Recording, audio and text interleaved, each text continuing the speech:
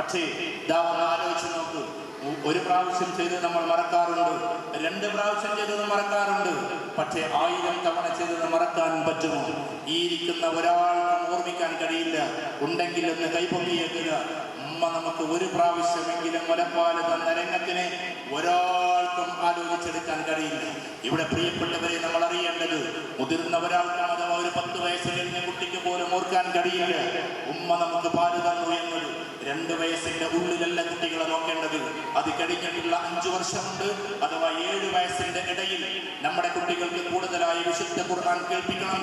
ഏറ്റവും ആസ്മരികമായ ഖിറാഅത്ത് കൊണ്ട് നിറയട്ടെ നമ്മുടെ വീടിന്റെ അകത്തളങ്ങൾ. അവിടെ ഏതെങ്കിലും ടിവിയിൽ നിന്ന് കേൾക്കുന്ന ഏതെങ്കിലും മ്യൂസിക്കുകളോ അല്ലെങ്കിൽ ഭയപ്പെടുത്തുന്ന സീരിയലിന്റെ മ്യൂസിക്കുകളോ, ഒരാൾ തിരിയാൻ വേണ്ടി മാത്രം ഈ ലോകത്തിൽ ഭയപ്പെടുത്തുന്ന മ്യൂസിക്കുകളാണ് ആകെ കടന്ന് കളിക്കുന്നത് സീരിയലുകളിൽ.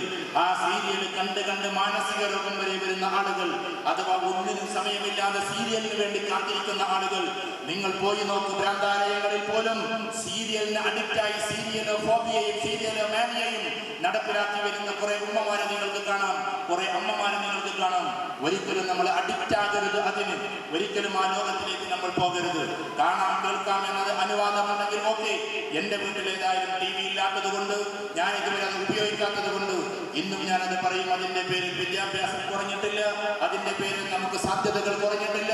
ആ സാഹചര്യം വീട്ടിലുണ്ടാകുമ്പോൾ അത് പ്രശ്നമാണ് എന്ന് തിരിച്ചറിയുന്ന ഒരു സൈക്കോളജിസ്റ്റായ നിലക്ക് ഞാൻ നിങ്ങളുടെ മുമ്പിൽ വെക്കുകയാണ്. കുട്ടികൾക്ക് അഡിക്ഷനിലാക്കുന്നത് മറ്റു പലതുമായിരിക്കാം, വെറും വാർത്തയോ മറ്റുമാണെങ്കിൽ കുഴപ്പമില്ല. പകരം നമ്മൾ എന്തൊക്കെയോ കാണിച്ചു കൊടുക്കാൻ മനുഷ്യർക്ക് ചെറുപ്പത്തിലെ ഉണ്ടാകുന്ന നാണം പോയി ഉമ്മയും മക്കളും എല്ലാവരും കൂടി ഫിലിം പോലുള്ളത് കാണുമ്പോൾ, അവിടെയുള്ള കാമുകി കാമുകന്മാരുടെ കിന്നാരം കേൾക്കുമ്പോൾ, 1000 കാമുകി കാമുകന്മാരുടെ കിന്നാരം ഉമ്മയും മക്കളും ഒന്നിച്ചിരിക്കുമ്പോൾ, അങ്ങനെ കണ്ടിട്ട് മക്കൾക്കത് ഉമ്മാക്കും മക്കൾക്കും പ്രശ്നമില്ലെങ്കിൽ ഭാവിയിൽ കോടതിയുടെ വരാന്തയിൽ വെച്ചിട്ട് മാതാക്കളെ തള്ളിപ്പറയുന്ന മക്കളുണ്ടായി എന്നതിൽ ഒരു അതിശയവും നമ്മൾ കാണേണ്ടതില്ല. കാരണം കുഞ്ഞുനാള് മുതലേ 2 വയസ്സായ അന്ന് മുതൽ ഉമ്മയോടൊപ്പം ഇരുന്ന് കണ്ട സിനിമകളിൽ, ഉമ്മയോടൊപ്പം ഇരുന്ന് കണ്ടിട്ടുള്ള സീരിയലുകളിൽ മുഴുവനും പ്രണയത്തിന്റെയും പ്രേമത്തിന്റെയും കാവ്യാനുഭൂതികളുടെയും ലോകത്തിലൂടെ കടന്നുപോയ മക്കൾക്ക് നിങ്ങൾ സമ്മാനിക്കുന്ന സമ്മാനമാണ് ആരെയും തിരഞ്ഞെടുക്കാനുള്ള ലൈസൻസ് ചെറുപ്പത്തിലെ നിങ്ങളാണ് കാണിച്ചു കൊടുത്തത് എന്നത്. അതുകൊണ്ട് അതിനെ എല്ലാറ്റിനും ഒരു വിഘ്നം നിൽക്കാൻ, ഒരു തടസ്സം നിൽക്കാനും അതിനെ യഥാർത്ഥമായ ലോകത്തിലേക്ക് തിരിച്ചുവിടാനും നമുക്ക് സാധിക്കേണ്ടതുണ്ട്. ഈ പ്രിയപ്പെട്ട ഉമ്മമാരെ, അങ്ങനെ നമ്മുടെ വീട്ടിലുള്ള അതൊക്കെ കേൾപ്പിച്ചു കൊടുക്കലല്ല ദൗത്യം, പകരം നിങ്ങൾ ഖുർആൻ കേൾപ്പിച്ചു കൊടുക്കുക. എന്റെ വീട്ടിലെ ഒരു കുട്ടി ഞാൻ ഇടക്കിടക്ക് പറയാറുണ്ട്, ഇന്നയാളുടെ കുട്ടി എന്ന് ഞാൻ പറയുന്നില്ല, അങ്ങനെ അവരവനെ പറ്റി പറയുന്നതും ശരിയല്ല എന്നതുകൊണ്ട്. എന്റെ വീട്ടിൽ എന്റെ ജ്യേഷ്ഠനുണ്ട്, അനുജനുണ്ട്, എല്ലാവരും ഉണ്ട്. ഇപ്പതാ വീട് എല്ലാവരും വേറെയാക്കി പോകുന്നു എന്ന് മാത്രം. എന്നാൽ അതിലെടുത്തൊരു കുട്ടി ഒരിക്കൽ ഖുർആനിൽ നിന്ന് കേൾക്കുന്നുണ്ട്. ഞാൻ ഒരിക്കൽ ചോദിച്ചു, മോനെ നീ ഏതാ പോയി കേൾക്കുന്നത്? ഞാൻ വിചാരിച്ച അവനന്ന് 7 വയസ്സാണ്, 7ാം ക്ലാസ് അല്ലട്ടോ, 7 വയസ്സാണ്. 6 വയസ്സുള്ള ഒരു കുട്ടിക്ക് 6000 ഗാനങ്ങൾ പല്ലവിയും അനുപല്ലവിയും തെറ്റാതെ പഠിക്കാൻ പറ്റുന്ന, ഞാൻ സൈക്കോളജിയോട് പറഞ്ഞത്, 6 വയസ്സുള്ള ഒരു കുട്ടിക്ക് 6000 പാട്ട് പഠിക്കാനുള്ള കരുത്ത്. പിന്നെ 6000 ചില ആയത്തുള്ള ഖുർആൻ പഠിക്കാൻ എന്താ പണി? മെനക്കെടാത്തത് കൊണ്ട്. ഞാൻ ഈ ഉദവികളെ അങ്ങേയറ്റം ബഹുമാനിക്കുന്ന പ്രിയപ്പെട്ട സെൻസാറുൽ ഹഖിന്റെ പ്രിയപ്പെട്ട കൂട്ടുകാരനാണ്. ഇതേപോലെ തന്നെ അലവിയൽ ഹുദവി നമ്മുടെ പ്രിയപ്പെട്ട കൂട്ടുകാരനാണ്. ഇങ്ങനെ ഓരോ ഹുദവിമാരെയും നമ്മൾ കാണുമ്പോൾ, പ്രത്യേകിച്ച് സെൻസാറുൽ ഹഖിനെ പോലെയുള്ള പ്രിയപ്പെട്ട സഹോദരനെ കാണുമ്പോൾ, വ്യാഴാഴ്ച ദിവസങ്ങളിൽ അവിടെ കൂടിയിട്ടുള്ള 1000കണക്കിന് ആളുകൾക്ക് ഇംഗ്ലീഷിൽ തഫ്സീർ പറഞ്ഞു കൊടുക്കാൻ നമ്മുടെ ഈ പ്രിയപ്പെട്ട ഭാഗത്തു നിന്നൊരു മോൻ കയറി വരുമ്പോൾ, അത് കഴിഞ്ഞിട്ട് മലയാളത്തിന്റെ തഫ്സീർ പറഞ്ഞു കൊടുക്കാൻ ഒരുപാട് ഹുദവിമാരെ നമ്മൾ കണ്ടുമുട്ടുന്ന സമയത്ത് മനസ്സിന്റെ ഉള്ളിൽ വല്ലാത്ത വികാരം ഉണ്ടാകാറുണ്ട്. കാവൽഭടന്മാരായി ഇന്നുമുണ്ട് ഇങ്ങനെയുള്ള മക്കളെന്ന്. ആ ഒരർത്ഥത്തിൽ ഞാൻ നിങ്ങളോട് പറഞ്ഞു കൊള്ളട്ടെ, ഈ പ്രിയപ്പെട്ടവരെ നമ്മൾ ആലോചിക്കേണ്ടതുണ്ട്. കുഞ്ഞുനാള് മുതലേ വിശുദ്ധ ഖുർആൻ കേൾപ്പിക്കുക. അങ്ങനെ ഞാൻ ഈ മോനോട് ചോദിച്ചു, മോനെ നീ ഏതാ കേൾക്കുന്നത്? അപ്പൊ അവൻ പറഞ്ഞു, ഞാൻ കേൾക്കുന്നത് സൂറത്ത് സുമറാണ്. സുമർ കേൾക്കുകയാണ്. 7ാം വയസ്സിൽ ഡിജിറ്റൽ സിസ്റ്റം ഇട്ടുകൊണ്ട് സൂറത്ത് സുമർ കേൾക്കാൻ നല്ല രസമുള്ള ഒരു സൂറത്താണ്, എല്ലാം രസമാണ്. സൂറത്ത് സുമറിന് പ്രത്യേകമായ ഒരു ഋത്തമുണ്ട്. അവനാകട്ടെ ഹറമിലെ 2ാമത്തെ ഇമാമിന്റെ ആ ഒരു ഋത്തമിലാണ് കേൾക്കുന്നത്. ഞാനോട് ചോദിച്ചു, മോനെ നീ ഒന്ന് ഓദിക്കാൻ, വെറുതെ തമാശയിൽ പറഞ്ഞതാണ്, ഒന്ന് ഓദിക്കാൻ. എന്റെ മനസ്സിലൊരു ചിരിയുണ്ട്, ഇവൻ ഓതിയത് മുഴുവൻ തെറ്റുന്നൊക്കെ. എന്നാൽ അവൻ ഓതിയപ്പോ ഇപ്പോഴും അത് പറയുമ്പോൾ നമുക്ക് വികാരമാണ്. നമ്മൾ ഈ തിയറിയായി പറയുന്നത് പ്രാക്ടിക്കലായി കണ്ടതുകൊണ്ട് ഞാൻ നിങ്ങളോട് പറയാണ്, അവൻ ഓതി എന്റെ മുമ്പിൽ വെച്ച് എനിക്ക് അങ്ങനെ ഓതാൻ അറിയില്ല. അതിമനോഹരമായ ഋതമിൽ അവൻ ഓതിയ ഭാഗം ഇതാണ്: വഖാല ഫിർഔനു ദറൂനി യഖ്തുൽ മൂസാ ഫൽയദ്ഉ റബ്ബഹു ഇന്നി അഖാഫു അൻ യുബദ്ദില ദീനഹും. എങ്ങനെയാണ് ആ കുട്ടിക്ക് അങ്ങനെ ഓതാൻ കഴിയുന്നത്? അവിടെ മണിപ്പുണ്ടെന്ന്, അവിടെ ഇതാണുണ്ടെന്ന്, ഇത് ഇദ്ഹാറുണ്ടെന്ന്. അത് കഴിഞ്ഞിട്ട് ഒരു ആയത്തുണ്ട്,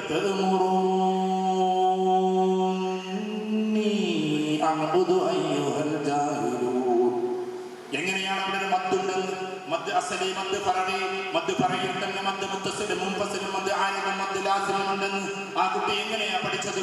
ഈ പ്രിയപ്പെട്ടവരെ അറിയണം, കുഞ്ഞുനാള് മുതലേ വിശുദ്ധ ഖുർആന്റെ റിതമാണ്, വിശുദ്ധ ഖുർആന്റെ പാരായണമാണ് അവന്റെ ഹൃദയത്തിലേക്ക് അടിച്ചു കയറേണ്ടത്. അങ്ങനെ കയറി കഴിഞ്ഞാൽ പിന്നെ കുട്ടികൾ എങ്ങനെയാകുമെന്ന് ചോദിച്ചാൽ, എന്റെ പ്രിയപ്പെട്ട ഒരു സുഹൃത്ത്, കൊച്ചിയിൽ കച്ചവടം ചെയ്യുന്ന ഒരു ബിസിനസ്സുകാരൻ എന്നോട് പറഞ്ഞൊരു കഥ ഞാൻ നിങ്ങളുടെ മുമ്പിൽ വെക്കുന്നു. അവൻ ICUവിന്റെ മുമ്പിൽ നിൽക്കുമ്പോൾ അങ്ങോട്ട് ആക്സിഡന്റ് പറ്റിയിട്ട് ഒരു സമൂഹത്തിനെ അല്ലെങ്കിൽ ഒരു കുടുംബത്തിനെ കൊണ്ടുപോകുമ്പോൾ അതിലൊരു 9 വയസ്സുകാരിയായ പെൺകുട്ടി ഉണ്ടായിരുന്നു. ആ പെൺകുട്ടി പർദ്ദയാണ് ധരിച്ചത്. ഉപ്പ കിടക്കുന്നത് കണ്ടിട്ട് ICUവിന്റെ ഡോർ ക്ലോസ് ചെയ്തപ്പോ, ഇന്റൻസീവ് കെയർ യൂണിറ്റ് അടഞ്ഞു പോയപ്പോ ആ ഡോറിലേക്ക് നോക്കിയിട്ട് മെല്ലെ ഇങ്ങനെ കൈപിടിച്ചുകൊണ്ട് അകത്തുള്ള തന്റെ പിതാവ് പടയുന്നതെന്ന് കാണാൻ ഈ കുഞ്ഞുമോള് ആഗ്രഹിച്ചപ്പോ ഇദ്ദേഹം, ഈ സഹോദരൻ പറയാണ്, ഞാൻ പോയിട്ട് ആശ്വസിപ്പിക്കണമെന്ന് തോന്നി. 9 വയസ്സുള്ള കുട്ടി മെല്ലെ കരയാൻ തുടങ്ങി. പിതാവാണ് അകത്തുള്ളത് എന്ന് നമുക്ക് മനസ്സിലായി. കിടക്കുന്ന പിതാവിനെ ഒരു നോക്ക് കാണാൻ കഴിയാതെ എന്ത് ചെയ്യണമെന്ന് വിമിഷ്ടപ്പെട്ട് നിൽക്കുന്ന ഈ കുട്ടിയുടെ അടുക്കലേക്ക് ഞാൻ ചെന്നപ്പോ ആ കുട്ടി ഇങ്ങനെ നോക്കി. അവിടെ ഒന്നും ചെയറില്ലായിരുന്നില്ല. നമ്മുടെ വീട്ടിൽ ഇങ്ങനെ കുട്ടിയുണ്ടോ എന്ന് നിങ്ങൾ ആലോചിക്കുക. അവിടെയൊന്നും കസേരയില്ല. അങ്ങനെ ദൂരേക്ക് നോക്കിയപ്പോ വരാണ്ടയിൽ ഒരു കസേര ഇരിക്കുന്നുണ്ട്. ICUവിന്റെ മുമ്പിൽ എല്ലാം നിറഞ്ഞിരിക്കുകയാണ്. വരാണ്ടയിലുള്ള കസേരയിലേക്ക് സ്പീഡിൽ പോയി ഇരുന്നുകൊണ്ട് ഇദ്ദേഹം പറയാണ്, ഞാൻ അവിടെ പോയിട്ട് കുട്ടി ആശ്വസിപ്പിക്കണമെന്നായി. എനിക്കുമുണ്ട് ചെറിയ മക്കൾ. 9 വയസ്സുള്ള പ്രിയപ്പെട്ട മോള് പർദ്ദയണിഞ്ഞുകൊണ്ട് വന്നിട്ടുള്ള ഈ കുട്ടി കരയുമ്പോ ഞാൻ അവിടെ പോയിട്ട് ആശ്വസിപ്പിക്കണമെന്ന് തോന്നി. അരികിലേക്ക് പോയപ്പോ അരികിലെത്തിയ ഉടനെ തന്നെ ആകാശത്തേക്ക് കൈകൾ ഉയർത്തിക്കൊണ്ട് പ്രാർത്ഥിക്കാൻ തുടങ്ങി കുട്ടി.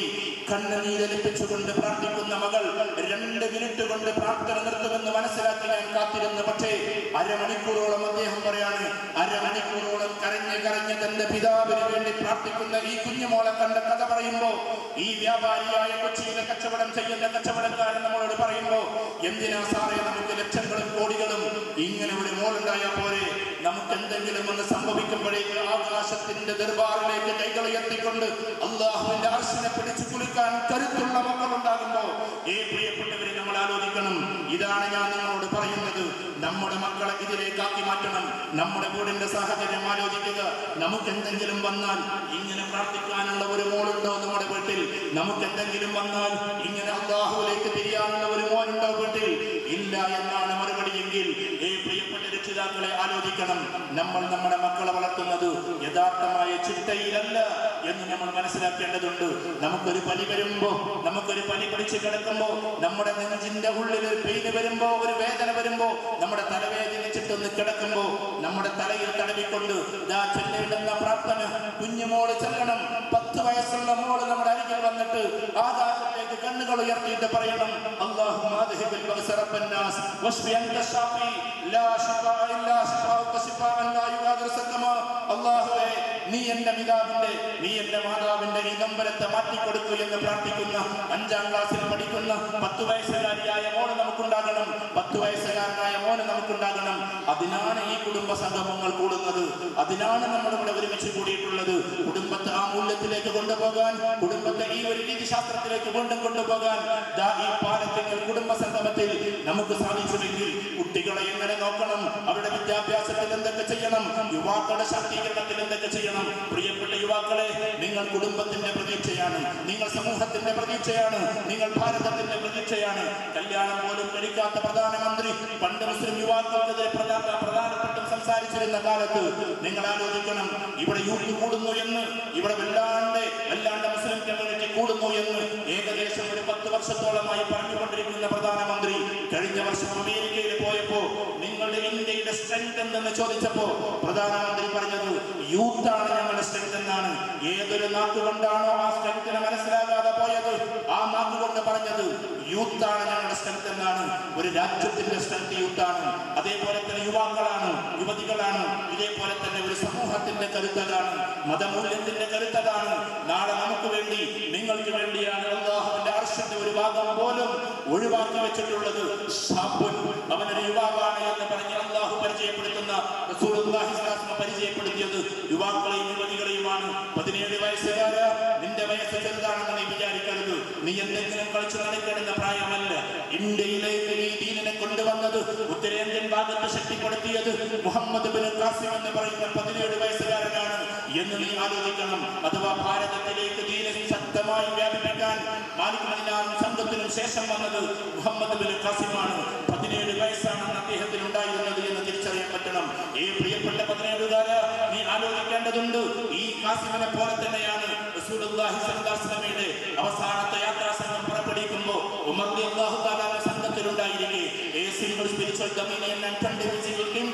20 ഭൗതിക രാജ്യങ്ങളെ ഏകോപിപ്പിച്ചുകൊണ്ട് ഒരു ആത്മീയ ലോകമായി മരിച്ച ചക്രവർത്തി എന്ന് ഉമർ റളിയല്ലാഹു തആലയെ കുറിച്ച് ഇങ്ങനെ അങ്ങേയറ്റം പറയുന്ന ഇന്നത്തെ ഓറിയന്റലിസ്റ്റുകളായ ചരിത്രകാരന്മാരും പോലും വാഴ്ത്തി പറയുമ്പോൾ ആ ഉമർ റളിയല്ലാഹു തആല പ്രജയായി കൂടെ ഉണ്ടായിരിക്കെ, അനുയായിയായി കൂടെ ഉണ്ടായിരിക്കെ റസൂലുള്ളാഹി സ്വല്ലല്ലാഹു അലൈഹി വസല്ലം നേതാവായി തെരഞ്ഞെടുത്തത് ഉസാമ റളിയല്ലാഹു തആല എന്ന് പറയുന്ന 17കാരനെയാണ്. 17 വയസ്സുകാര്, നിന്റെ 17 വയസ്സ് ഒരിക്കലും ചെറുതല്ല. പോരാ, മദീനയിലേക്ക് അയക്കാൻ വേണ്ടിയിട്ട് ആളെ തെരഞ്ഞപ്പോ, മദീനക്കാർ ആവശ്യപ്പെട്ടപ്പോ മദീനത്തേക്ക് പോകുന്നതിന്റെ ഒരു വർഷം അങ്ങോട്ട് പടനിലം ചെരിപ്പെടുത്താൻ, മദീനയെ മൊത്തത്തിൽ മാറ്റിമറിക്കാൻ, ഞാൻ കടന്നു വരുന്ന സമയത്ത് എന്ന കാവ്യം ചൊല്ലിയിട്ട് എന്നെ സ്വീകരിക്കണമെന്ന് ആവേശത്തോടെ അങ്ങോട്ട് പറഞ്ഞയച്ചത് അബൂബക്കർ സിദ്ദീഖ് റളിയല്ലാഹു തആല അൻഹുവിനെയല്ല, ഉമർ ഇബ്നു ഖത്താബ് റളിയല്ലാഹു തആല അൻഹുവിനെയല്ല, ഉസ്മാൻ ഗനി റളിയല്ലാഹു തആല അൻഹുവിനെയല്ല, അലി റളിയല്ലാഹു തആല അൻഹുവിനെയല്ല, ആരെയുമല്ല. ആ കുട്ടി ആരെന്ന് ചോദിച്ചാൽ 17-18 വയസ്സുള്ള മിസ്അബ് ഇബ്നു ഉമൈർ റളിയല്ലാഹു തആല അൻഹുവിനെയാണ്.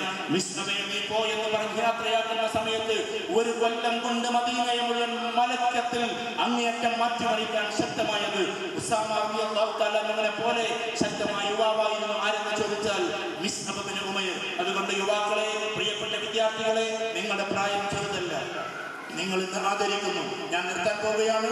നിങ്ങൾ ഇന്ന് ആദരിക്കുന്നതായി പ്രായം ചെന്നവരെ നിങ്ങൾക്ക് കഥ പറഞ്ഞു തരുമ്പോ, നിങ്ങൾക്ക് ഒരുപാട് കാര്യങ്ങൾ പറഞ്ഞു തരുമ്പോ കുറ്റിയേറ്റ് പോകാതെ നമ്മുടെ ജീവിതത്തിൽ എപ്പോഴും പ്രായം ചെന്ന ആളുകളെ ആദരിക്കാൻ നിങ്ങൾക്ക് പറ്റണം. അവരെ വല്യപ്പ എന്ന് വിളിക്കാൻ നിങ്ങൾക്ക് പറ്റണം, അവരെ വല്യമ്മ എന്ന് വിളിക്കാൻ നമുക്ക് പറ്റണം. അങ്ങനെ അവരെ നെഞ്ചോട് ചേർത്ത് സ്നേഹത്തോടെ പോകാൻ യുവാക്കളെ നിങ്ങൾക്ക് സാധ്യമാകട്ടെ, യുവതികളെ നിങ്ങൾക്ക് സാധ്യമാകട്ടെ. അതോടൊപ്പം തന്നെ പ്രായം ചെന്നവരോട് ഒരു വാക്ക്, നമ്മുടെ വീട്ടിൽ ഇനി ഒരു കുട്ടിയും കരയരുത്, നമ്മുടെ വീട്ടിൽ ഒരിക്കലും മുത്തച്ഛയും ഇളച്ചിയും തമ്മിൽ പ്രശ്നങ്ങൾ ഉണ്ടാകരുത്, ചേട്ടന്റെ ഭാര്യയും അനുജന്റെ ഭാര്യയും തമ്മിൽ തർക്കമായി അവസാനം രോഗത്തെ നമ്മുടെ വീട്ടിലേക്ക് കൊണ്ടുവരരുത്. ഇങ്ങനെയുള്ള രോഗമില്ലാതെ നല്ലൊരവസ്ഥയിൽ സ്നേഹത്തോടെ ഉപ്പാപ്പയും ഉമ്മാമയും ഉപ്പയും ഉമ്മയും മക്കളും പിന്നെ ചേട്ടാനുജന്മാരും പോര്, അതങ്ങോട്ട് കടന്നാൽ പിന്നെ അമ്മാവന്മാരും ഇളാപ്പന്മാരും മുത്താപ്പന്മാരും അവരുടെ മക്കളും. എത്ര രസകരമായ കുടുംബ സംവിധാനം പോര്. അവസാനിപ്പിച്ചുകൊണ്ടിട്ട് ഞാൻ നമ്മുടെ ഈ കുടുംബ സംഗമം ഇതിനൊക്കെ വേണ്ടി കൂടുമ്പോ ഒറ്റ കാര്യം നിങ്ങളുടെ മുമ്പിൽ വെച്ചുകൊള്ളട്ടെ. നമ്മുടെ കുടുംബത്തിൽ പാവങ്ങളായ ആളുകൾ നിങ്ങൾ പാവങ്ങളാണെന്ന് പറയില്ല. ഇസ്സത്തുണ്ടായതുകൊണ്ട്, അഥവാ അവർക്ക് ആത്മാഭിമാന ബോധമുണ്ടായത് കൊണ്ട് ഒരിക്കലും എന്റെ കയ്യിൽ പൈസ ഇല്ലെന്നവർ പറയില്ല. പക്ഷേ ഈ വരാനിരിക്കുന്ന വർഷത്തിൽ കുറച്ച് നാളുകൾ കഴിഞ്ഞാൽ മഴ വരാനിരിക്കുന്നു, മഴ വരട്ടെ എന്ന് നമുക്ക് പ്രാർത്ഥിക്കാം. അങ്ങനെയുള്ള ഈ കൊടും ചൂടിൽ ഈ മഴയെ പ്രതീക്ഷിക്കുമ്പോൾ ആ മഴകൾ ഉറ്റിവിടുന്നത് ഏതോ വീടിന്റെ അകത്തളത്തിലേക്കായി മാറുന്ന ആളുകൾ ചിലപ്പോൾ ഈ കൂട്ടത്തിലുണ്ടാകാം. തനിക്കൊരു വീടില്ലാതെ തന്റെ പ്രിയപ്പെട്ട കുട്ടികളെ നെഞ്ചോട് ചേർത്തുകൊണ്ട് കരയുന്ന വിതുമ്പുന്ന ഏതോ ഒരു സഹോദരനോ സഹോദരിയോ ഇവിടെ ഉണ്ടാകാം. അവർക്കൊരു സഹായഹസ്തം പോലെ ഒരു വീട് വെച്ചു കൊടുക്കാൻ നമുക്ക് പറ്റണം. എല്ലാവരും 1000 2000 ഒക്കെ എടുത്താൽ പാവപ്പെട്ട ഈ ആൾക്കൊരു വീടാകും. അങ്ങനെ താക്കോൽ ദാന ചടങ്ങിനല്ല നിങ്ങൾ പോകേണ്ടത്. താക്കോൽ നിങ്ങൾ ലഭിച്ചുകൊണ്ട് അതിന് ഫോട്ടോ എടുക്കാൻ സാധിക്കുമെങ്കിൽ എടുക്കട്ടെ. പക്ഷെ അതിനേക്കാൾ അപ്പുറത്തേക്ക് നിങ്ങൾ എത്തേണ്ടത് അതിന്റെ കുടിയിരുത്തത്തിന് നിങ്ങൾ പോകണം. നിങ്ങൾ 1000 മെമ്പർമാർ ഈ കുടുംബത്തിലുണ്ടെങ്കിൽ ആ കാണുന്ന പ്രിയപ്പെട്ട ഉമ്മയുടെ ആ 2 മക്കളുടെ വീടിന്റെ കുടിയിരുത്തത്തിന് പോകുമ്പോ ബിരിയാണി വിളമ്പിത്തരാൻ അവർക്ക് കഴിയില്ല, സാധാരണ ചോറ് വിളമ്പിത്തരാൻ കഴിയില്ല. പക്ഷേ നിങ്ങൾ അവിടുന്ന് വെള്ളം കുടിച്ചിട്ട് വെറും വെള്ളം കുടിച്ചിറങ്ങുമ്പോ ആ പാവം മാതാവും 2 മക്കളും നിന്ന് കരയുന്നത് നിങ്ങൾക്ക് കാണാം. ആ കരച്ചിലാണ് നിങ്ങൾ അനുഭവിക്കേണ്ടത്. ആ കരച്ചിലാണ് ഞങ്ങളുടെ സന്തോഷം. അതാണ് അല്ലാഹുവിൽ നിന്ന് നിങ്ങൾക്ക് കിട്ടേണ്ടത്. അതുകൊണ്ട് കുടുംബത്തെ സഹായിക്കാൻ നമുക്ക് പറ്റണം. പോരാ, നമ്മുടെ പ്രിയപ്പെട്ട കുടുംബത്തിൽ ആരെങ്കിലും അസുഖ കാരണത്താൽ കിടക്കുന്നുണ്ടെങ്കിൽ അവരെ സഹായിക്കാൻ നമുക്ക് പറ്റണം. അതും പോരാ, ചിലപ്പോൾ വിധവകളായ ആളുകൾ ഉണ്ടാകും. ഭർത്താക്കന്മാർ മരിച്ചുപോയി തന്റെ പ്രിയപ്പെട്ട 2 കുഞ്ഞുങ്ങളെയും കൊണ്ട് ജീവിക്കുമ്പോ നിങ്ങൾ ഉണ്ടായിരുന്നെങ്കിൽ എത്ര നന്നായിരുന്നേനെ, എന്റെ കുട്ടികൾക്ക് ഈ ഗതി വരില്ലായിരുന്നല്ലോ എന്ന് പ്രാർത്ഥിക്കുന്ന പാവം വിധവകൾ നമ്മുടെ കൂട്ടത്തിലുണ്ടാകും. അവർക്ക് കാര്യങ്ങൾ ചെയ്തു കൊടുക്കുമ്പോൾ ദായി വരുന്ന പെരുന്നാളിന്, റമദാൻ കഴിഞ്ഞ് വരുന്ന പെരുന്നാളിന് പോകും, ആരോ കൊടുത്ത 1500 രൂപ കയ്യിൽ പിടിച്ചിട്ട് ടെക്സ്റ്റൈൽസിലേക്ക് കടന്നു പോകുമ്പോൾ പ്രിയപ്പെട്ട മക്കൾക്ക് 2 യത്തീം കുട്ടികൾക്ക് ഡ്രസ്സ് എടുക്കുമ്പോൾ 2000ന്റെ ബില്ല് വരുമ്പോൾ 5000 രൂപ കയ്യിലില്ലാതെ വിതുമ്പിക്കറിയുന്ന ഒരു മാതാവിനെ നിങ്ങൾ ഇന്ന് കാണണം. പോരാ, അത് കഴിഞ്ഞിട്ട് പിന്നീട് ആ കണ്ണുനീര് തുടച്ചിറങ്ങുമ്പോൾ എന്റെ പ്രിയപ്പെട്ട ഭർത്താവെ, നിങ്ങൾ ഉണ്ടായിരുന്നെങ്കിൽ എന്റെ കുട്ടികൾക്ക് നല്ല ഡ്രസ്സ് വാങ്ങിച്ചു കൊടുക്കാൻ കഴിയുമായിരുന്നല്ലോ എന്ന് നമ്പരപ്പെടുന്ന പ്രിയപ്പെട്ട വിധവകളായ, ഒന്നിനും പറ്റാത്ത പാവങ്ങളായ, രോഗികളായ, വിതുമ്പുന്ന സ്ത്രീകളെ, വിതുമ്പുന്ന ആണുങ്ങളെ നമ്മൾ ഇന്ന് കണ്ടെത്തണം. അങ്ങനെ ഈ കുടുംബ സംഗമം പിരിയുമ്പോൾ, നിങ്ങൾ കേവലം ബിരിയാണി കഴിച്ച് പിരിയുമ്പോൾ, കേവലം ഇവിടെ പ്രസംഗങ്ങൾ കേട്ട് പിരിയുമ്പോൾ ഒരു നിയ്യത്തെടുത്തുകൊണ്ട് പിരിയണം. ഒന്ന്, നിർബന്ധമായി നമ്മൾ ദീനിന്റെ പശ്ചാത്തലത്തിലേക്ക് മടങ്ങണം, കുടുംബത്തിന്റെ സ്നേഹം നടപ്പിലാക്കണം. 3, നമ്മുടെ കുടുംബത്തിന്റെ ഏറ്റവും വലിയ അന്തസ്സായി അവരെ സഹായിക്കുന്ന ഹസ്തങ്ങൾ നിങ്ങൾക്കുണ്ടാകണം. ഇതിന്റെ സംഘാടകരെ പക്ഷേ നിങ്ങളോട് ചോദിക്കില്ല, നമ്പരത്തോടെ പറഞ്ഞുകൊള്ളട്ടെ. ഞങ്ങളുടെ കുടുംബ സംഗമത്തിൽ ഒരു സഹോദരനെ സ്റ്റേജിലേക്ക് വിളിപ്പിക്കാതെ അത് വീട്ടിലെത്തിച്ചപ്പോ അദ്ദേഹം ആ പൈസ പിടിച്ചുകൊണ്ട് പൊട്ടിക്കരഞ്ഞത് ഞാൻ ഇന്നും ആലോചിക്കുകയാണ്. അങ്ങനെ ഒരു പൊട്ടിക്കരച്ചില് മതി അള്ളാഹുവിന്റെ തീരുമാനം നമുക്ക് അനുകൂലമാകാൻ. അതുകൊണ്ട് ഈ പ്രിയപ്പെട്ടവരെ, നിങ്ങൾ ആലോചിക്കുക. ഒന്ന്, ദീനിലേക്ക് നമ്മുടെ കുടുംബത്തെ മടക്കുക. പിന്നെ സ്നേഹത്തോടെ നമ്മുടെ കുടുംബത്തിലെ ഏറ്റവും നല്ല സ്നേഹബന്ധം നിലനിർത്തുക. നമ്മുടെ കുടുംബത്തിലെ എല്ലാവരും ഒരുമിച്ച് കൂടുമ്പോൾ, എല്ലാവരും പരസ്പരം പരിചയപ്പെട്ട് പിരിയുമ്പോൾ ഈ സ്നേഹബന്ധങ്ങൾ നാളെ നിൽക്കട്ടെ എന്ന്, വരെ നിൽക്കട്ടെ എന്ന പ്രാർത്ഥനയോടെ പിരിയുക. പോരാ, ഇവർക്ക് എന്തെങ്കിലും സഹായം ചെയ്യണമെന്ന് ഈ സഹോദരന്മാർ വ്യംഗ്യേന സൂചിപ്പിക്കുമ്പോൾ മൈക്കിലൂടെ ചിലപ്പോൾ പ്രഖ്യാപിക്കില്ല. പക്ഷേ നമ്മുടെ കൂട്ടത്തിലെ ആളുകളെ സഹായിക്കാൻ ആരുണ്ട് എന്ന് പറയുമ്പോൾ സടകുടഞ്ഞ് എഴുന്നേൽക്കാൻ പറ്റണമേ പ്രിയപ്പെട്ട സഹോദരിമാരെ, ഈ പ്രിയപ്പെട്ട സഹോദരന്മാരെ എന്ന് മാത്രം പറഞ്ഞുകൊണ്ട് ഈ പാലത്തിങ്ങൽ കുടുംബത്തിന് എല്ലാവിധ അഭിവാദ്യങ്ങളും അർപ്പിച്ചുകൊണ്ട് ഇനി നമ്മുടെ വീട്ടിൽ 1:30 വരെ സംസാരിക്കണമെന്നാണ് ഞാൻ ആഗ്രഹിച്ചത്. 1:15 ഞാൻ മനസ്സിലാക്കിയത്. 1:30 വരെ അഥവാ 15 മിനിറ്റ് കൂടി സംസാരിച്ചതിൽ അധികരിച്ചെടുത്തത് ഞാൻ നിങ്ങളോട് ക്ഷമ ചോദിച്ചുകൊണ്ട്, ഇനി കരയരുത്. ഈ പാലത്തിങ്ങൽ കുടുംബത്തിലെ ഒരു ഉമ്മാമയും ഇനി ഒരിക്കലും വിഷമിക്കരുത്. ഈ പാലത്തിങ്ങൽ കുടുംബത്തിലെ ഒരു മരുമകളും ഇനി ഒരിക്കലും സങ്കടപ്പെടരുത്. ഈ പാലത്തിങ്ങൽ കുടുംബത്തിലെ ഒരു യുവാവും ഇനി ഒരിക്കലും നോവനുഭവിച്ച് അടികെട്ടിയിട്ട് പേപ്പീരാവ് പോലെ കരയരുത്. പ്രിയപ്പെട്ട ഒരു കുഞ്ഞും സ്നേഹത്തിന്റെ ആ തറവാട്ട് വിട്ട് ഒരുമിച്ച് കൂടി യഥാർത്ഥമായ മനമൂല്യത്തിലേക്ക് തിരിച്ചു പോകുമ്പോൾ എന്നെ ക്ഷണിച്ച പ്രിയപ്പെട്ട ഉദവിമാർക്ക്, പ്രിയപ്പെട്ട ഇവിടെയുള്ള ഉലമാക്കൾക്ക്, പ്രിയപ്പെട്ട കാരണവന്മാർക്ക് അഭിവാദ്യങ്ങൾ. കാലങ്ങൾക്ക് ശേഷം മുമ്പേ ജനിച്ച 200 കൊല്ലം മുമ്പേ പൊട്ടിപ്പുറപ്പെട്ട ഒരു കുടുംബത്തിന്റെ പ്രതിനിധിയുടെ പേരമക്കളെ കൂട്ടിയപ്പോ 200 കൊല്ലമായി നടക്കാത്ത ഒരു കാര്യത്തിന് ഇന്നതാ ഇവിടെ ഈ റൂഫിന്റെ ചുവട്ടിൽ ഇളക്കി ചേർത്തതിന്, കൂട്ടിച്ചേർത്തതിന് ഇതിന്റെ പിന്നിൽ പ്രവർത്തിച്ച യുവാക്കളെ നിങ്ങൾക്ക് അഭിവാദ്യങ്ങൾ. ഭാവിയിൽ ഈ കുടുംബത്തിന്റെ യശസ്സായ ഉയരണം.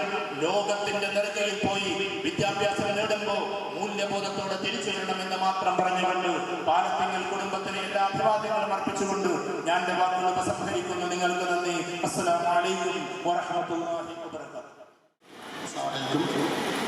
സമയം വൈകിട്ടുണ്ട് എന്നറിയാം. നമ്മളെ ഫാമിലി ക്ലാസ്സിൽ ഇത്രയും ചൂടത്തും വിഷപ്പും സഹിച്ച് മുമ്പ് നിങ്ങളോട് അഭ്യർത്ഥിച്ചതുപോലെ തന്നെ വളരെ ശാന്തമായി നിശബ്ദമായി കാര്യങ്ങളൊക്കെ കേട്ടു. നമ്മുടെ കുടുംബസംഗമം തുടങ്ങി വെച്ച് സ്വാഗത പ്രസംഗത്തിൽ പറഞ്ഞത് തന്നെയാണ് നമ്മുടെ ക്ലാസ്. നമ്മളിവിടെ ഉദ്ദേശിക്കുന്നത് നമ്മുടെ കുടുംബം, അതിൻ്റെ പശ്ചാത്തലം മുമ്പ് പറഞ്ഞതുപോലെ തന്നെ ദീനിയായ ചിട്ടയിൽ വളരുകയും അതേപോലെ തന്നെ അശ്രദ്ധയും അതുപോലെ ബുദ്ധിമുട്ടുന്നവരെയും സഹായിക്കുകയും മറ്റു ചില പ്രാന്തങ്ങളുടെ ഗുണകരമായ കാര്യങ്ങൾ പ്രവർത്തിക്കുകയും ചെയ്യുക എന്നുള്ളതാണ്. അപ്പോൾ ആ കാര്യം നമുക്കറിയാം. സാമ്പത്തികമായ നിലവുറപ്പില്ലാതെ അത് സാധ്യമല്ല എന്നറിയാം. എങ്കിലും നമ്മളത് കൂടി പിരിച്ചുണ്ടാക്കി തന്നെ പരിപാടി നടത്തിയിട്ടുള്ളത്. എങ്കിലും നമ്മളിൽ നിന്നും പാലത്തിങ്ങൽ കുടുംബത്തിൽ നിന്നും മറ്റു പല കുടുംബങ്ങളിലെ കല്യാണം കഴിച്ചു കൊടുത്ത നമ്മുടെ പെണ്ണന്മാരും ഉമ്മമാരും ഒക്കെ ഇവിടെ ഉണ്ട്. അവർക്കും തന്നെ ഇത്തരം സാഹചര്യത്തിലേക്ക് സഹായിക്കാനുള്ള അവസരവും ഉണ്ട് എന്ന് മാത്രം ഓർമ്മിപ്പിച്ചുകൊണ്ട് നിങ്ങളുടെ സഹായവും സഹകരണങ്ങളും ഉണ്ടാവണം. സാമ്പത്തികമായും മാനസികമായും അതേപോലെ തന്നെ വാക്കുപരമായിട്ടും ഉണ്ടാവണം എന്നും ഈ സമയത്ത് ഓർമ്മപ്പെടുത്തിക്കൊണ്ട് അടുത്ത പരിപാടി ഭക്ഷണ നമസ്കാരമാണ്. ഈ സെഷൻ അവസാനിക്കുന്നതിന് വേണ്ടി ഇതിൻ്റെ സമാപ്തം കുറിക്കുന്നതിന് വേണ്ടി സക്കീർ ഹുസൈൻ അവരുടെ സാധനം ക്ഷണിച്ചുകൊണ്ട് നമസ്കാരത്തിൻ്റെയും ഭക്ഷണത്തിൻ്റെയും ശേഷം ഇൻഷാല്ലാ നേരത്തെ പറഞ്ഞതുപോലെ ഭക്ഷണം കഴിച്ചാൽ വിശ്രമത്തിന് വേണ്ടി ഇവിടെ നിന്ന് ഒഴിഞ്ഞു പോകരുത്. ഇവിടെ തന്നെ ഇരുന്ന് വിശ്രമിച്ചുകൊണ്ട് നമ്മുടെ ക്ലാസ് അവസാനിക്കുന്നവരുടെ നിങ്ങളുടെ സഹകരണം ഉണ്ടാവണം. അതേപോലെ തന്നെ ഇത്രയും വിഷമിച്ചുകൊണ്ട് വളരെ ബുദ്ധിമുട്ടിക്കൊണ്ട് നമ്മുടെ കാര്യങ്ങളിലേക്ക് ഇവിടെ എത്തിച്ചേർന്ന സുൽമാൻ നെൽപ്പത്തൂർ അവരുടെ എൻ്റെ സ്വന്തം നിരക്കും ഇതിൻ്റെ സംഘാടന രൂപം നന്ദി അറിയിക്കുന്നതോടൊപ്പം തന്നെ ഈ പരിപാടിയുടെ സമാപ്തം നടത്തുന്നതിന് വേണ്ടി കാര്യങ്ങൾ നന്ദി മറ്റും രേഖപ്പെടുത്തുന്നതിന് വേണ്ടി സക്കീർ ഹുസൈൻ അവരുടെ സാധനം ക്ഷണിക്കുന്നു.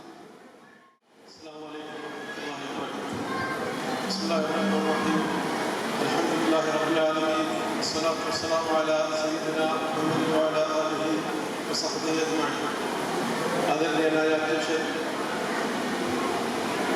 ഏറ്റവും ബഹുമാനാദരങ്ങൾ നിറഞ്ഞ പാലത്തിങ്ങൽ കുടുംബത്തിലെ കാരണവന്മാരെ, ഈ മഹത്തായ സംഗമത്തിൻ്റെ വേദിയെ ധന്യമാക്കിക്കൊണ്ട്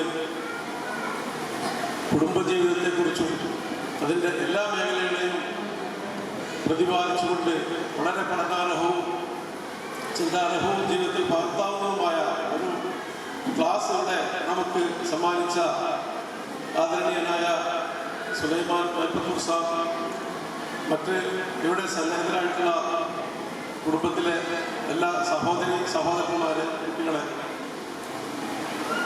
സമയം വളരെയധികം അതിക്രമിച്ചിട്ടുണ്ട്. ഇനി കൂടുതലായി നീട്ടിപ്പരത്തി കാര്യങ്ങളൊന്നും പറയാൻ പറ്റിയ ഒരു വേദിയല്ല, അനുയോജ്യമായ സദസ്സല്ല ഇപ്പോൾ. അതുകൊണ്ട് തന്നെ ഇത്രയും സമയം വളരെ ക്ഷമയോടുകൂടി ഈ സദസ്സിനെ ധന്യമാക്കിയ നിങ്ങളോട് ഞങ്ങൾക്കുള്ള കടപ്പാട് നിൽക്കുകയാണ്.